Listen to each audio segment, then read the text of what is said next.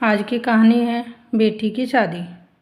संध्या गुरुग्राम की एक एमएनसी में सीनियर पोस्ट पर काम करती थी। उसके परिवार में उसके पापा मानसिंह जी और मम्मी सुषमा थी। एक दिन वह ऑफिस जाने के लिए तैयार हो रही थी। सुषमा जी बोली, संध्या टिफ़िन पैक कर दिया है, ले जाना। संध्या बोली, okay mummy, bye bye. Sushma ji बोली, अरे रुक तो, नाश्ता भी नहीं किया तूने। संध्या बोली, नहीं मम्मी, आज बहुत ज़रूरी मीटिंग है। संध्या ऑफिस चली जाती है। इधर सुषमा जी काम खत्म करके अपनी एक सहेली को फ़ोन करती हैं। सुषमा जी बोली, रामा, तूने एक लड़के के बारे में बताया था, बात पता चला ना मुझे अब जल्दी से जल्द संध्या की शादी करनी है। रामा बोली, लेकिन तू तो कह रही थी कि संध्या शादी के लिए अभी तैयार नहीं है। सुषमा बोली, अरे आजकल के बच्चे तो बस काम में ही लगे रहते हैं, हमें ही सोचना पड़ेगा, इनके पास तो फुर्सत ही नहीं है। रमा बोली, ठीक है, मैं लड़के वालों से बात करके बताती हूँ।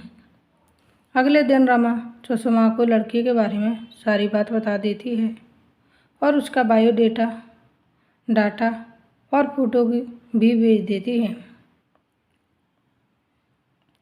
शाम को योगेश जी जब घर आते हैं तो सुषमा जी उन्हें सारी बात बताकर लड़के की फ़ोटो दिखा देती है। कुछ ही देर में संध्या भी आ जाती है। दोनों उससे शादी की बात करते हैं।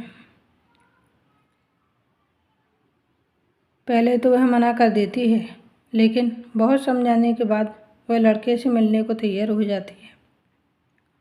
2 दिन बाद एक रेस्टोरेंट में दोनों मिलने पहुंच जाते हैं। सचिन और संध्या दोनों मिलते हैं और काफ़ी देर तक बातें करते रहते हैं। संध्या बोली, देखो सचिन, मैं एक सीनियर पोस्ट पर हूँ। एक तो मैं अपनी जॉब नहीं छोड़ सकती, दूसरे मैं घर का काम नहीं कर पाऊँगी क्योंकि मुझे घर आकर भी ऑफिस का काम करना पड़ता है। सचिन बोला, मैं समझता हूँ संध्या, हम मेड लगा लेंगे। रही बात नौकरी की, तो मुझे और मेरे घर वालों को तुम्हारी नौकरी करने पर कोई ऐतराज़ नहीं है। दोनों की सहमति होने पर दोनों परिवार एक दूसरे से मिलने पहुंच जाते हैं। योगेश जी बोले, भाई साहब, बच्चों ने तो एक दूसरे को पसंद ही कर ही लिया है, अब आप भी बता दीजिए।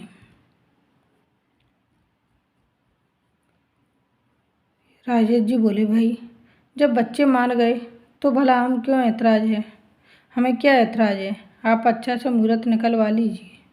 4 महीने बाद शादी तय हो जाती है। इधर संध्या की कंपनी को बड़ा प्रोजेक्ट मिलता है, जिसकी जिम्मेदारी संध्या को सौंप दी जाती है। एक दिन संध्या ऑफिस से घर आ जाती है। घर आती है, सुषमा जी बोली, बेटी जब शादी में केवल 20 दिन बचे हैं, तू अब ऑफिस से छुट्टी ले ले। संध्या बोली, माँ, मैं तो केवल शादी में 2 दिन की छुट्टी ले पाऊँगी। इस समय मेरा बहुत ज़रूरी प्रोजेक्ट चल रहा है।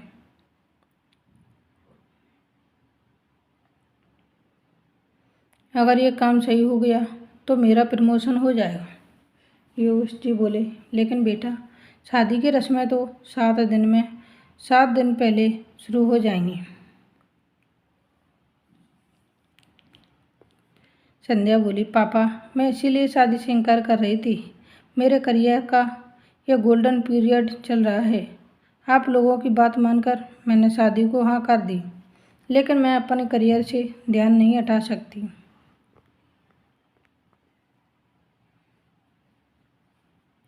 सुषमा जी ने अपनी सहेली रमा के साथ मिलकर सारी शॉपिंग कर ली। इधर योगेश जी ने भी शादी की सारी तैयारियां कर ली थी।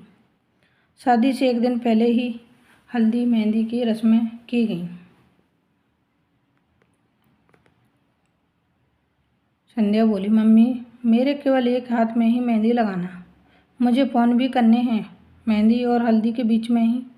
संध्या फ़ोन पर ऑफिस में काम समझा रही थी।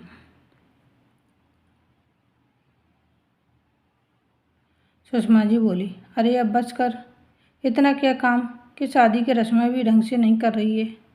अगले दिन शादी का समय आया। बारात आ चुकी थी। संध्या, सचिन और संध्या दोनों जयमाला पहने स्टेज पर बैठे थे। तभी संध्या की एक सहेली संध्या के पास आई। संध्या का मोबाइल उसके हाथ में था। संध्या फ़ोन पर बात करने लगी। संध्या बोली, क्या सर्वर डाउन हो गया? ऐसा कैसे हो सकता है? कल ही हमें टेस्ट किया था।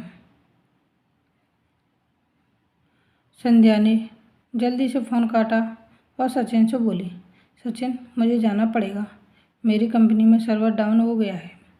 सचिन बोला, क्या कह रही हो संध्या? क्या मैं यहाँ स्टेज पर अकेला बैठा रहूँगा? कम से कम आज के दिन तो तुम्हें समय निकालना चाहिए। तभी उसकी सहेली ने संध्या के कान में कुछ कहा। संध्या ने कहा, अच्छा सचिन, लेकिन मुझे काम तो करना पड़ेगा, मैं ही बैठकर अपना काम निपटा लेती हूँ, फिर हम पैरों के लिए चलेंगे।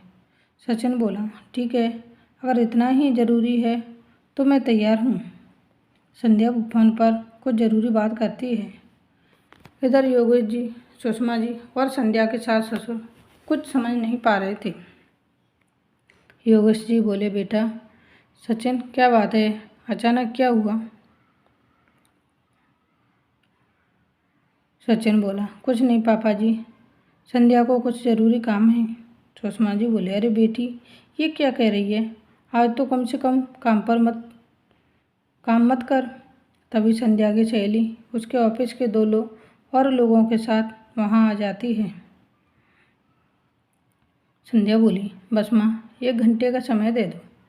संध्या वहीं स्टेज पर बैठकर लैपटॉप पर काम करने लगती है। बाकी दोनों लोग नीचे कुर्सी पर बैठकर काम कर रहे थे।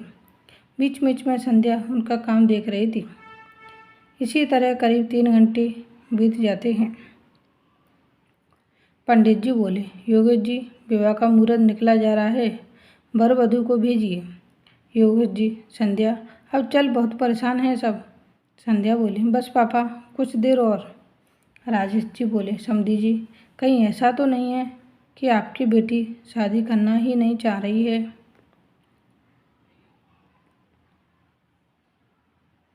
इस तरह हमारी बेइज्जती करने का क्या मतलब है? हम अब और इंतज़ार नहीं कर सकते। संध्या बोली, माफ़ कीजिए अंकल जी, मैंने तो पहले ही कहा था कि मेरे लिए मेरा काम ज़रूरी है।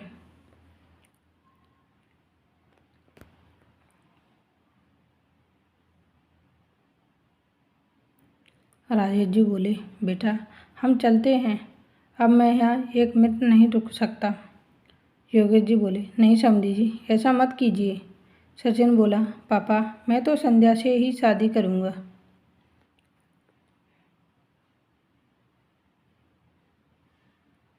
जो लड़की काम के लिए अपनी शादी की परवाह नहीं कर रही, वह कभी भी अपनी फर्ज से पीछे नहीं हटेगी। राजेश जी चुप हो जाते हैं। कुछ ही देर में सर्वर काम करने लगता है। उसके ऑफिस के लोग वापस चले जाते हैं।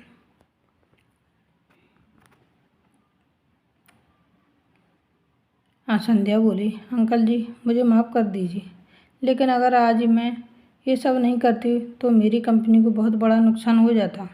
शायद कंपनी बंद हो जाती। उस कंपनी में करीब 300 लोग काम करते हैं।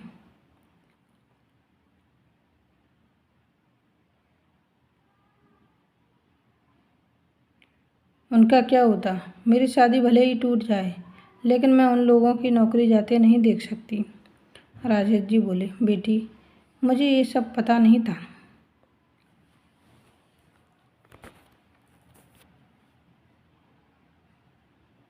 तेरे जैसी बहू पाकर हम धन्य हो गए। और हाँ, मुझे अंकल नहीं पापा कहना सीख ले। ये सुनकर सब लोग हंसने लगे। संध्या उन्हें देखकर शर्मा गई।